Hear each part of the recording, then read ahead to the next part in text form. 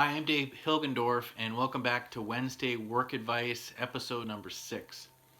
Today I'm going to be talking about having a motivator for your job, or you could call it a career verse. And let me explain. I remember one time a manager where I worked was talking to a group at work about how sometimes a simple phrase can be powerful to kind of build a culture around. And he gave some examples from the sports world. The New England Patriots pro football team has a phrase they use called "Do your job," and everyone on the team knows what that means. It means they each have to focus on what their job is, not worrying about what others are responsible for, and just execute with excellence their job.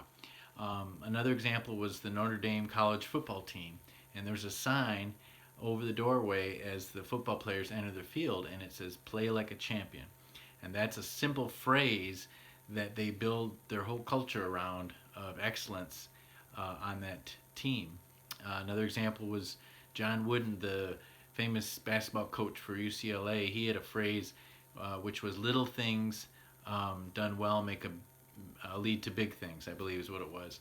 And so those are just examples of how a simple phrase can be a guide, kind of a vision, you might say.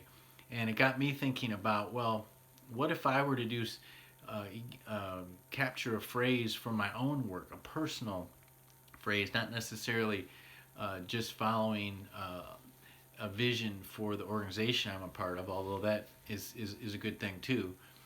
And a lot of times you'll hear people talking about a life verse, and I've thought about that, and I've had a couple different verses I thought maybe were my life verse. But it got me thinking, what if I had a verse from the Bible that was specific towards my work, not just my life in general. And so I'm still thinking about that, and it wouldn't even have to be a scripture. It could be just a phrase that you feel like God has put in your heart. But I could see how that could be beneficial. Might be something that I think about, maybe even put up a little sign at work to remind me of it.